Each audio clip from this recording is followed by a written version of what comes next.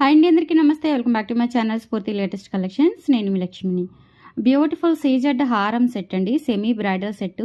So మనకి కంప్లీట్గా సీజెడ్స్ వచ్చేస్తాయి. క్వాలిటీ కూడా చాలా బాగుంటుంది అండ్ అలాగే స్మూత్ ఫినిషింగ్ అండ్ చాలా బ్యూటిఫుల్గా ఉంటుందండి. చాలా చక్కగా ఉంటుందన్నమాట డిజైన్ అలైన్మెంట్ అనేది.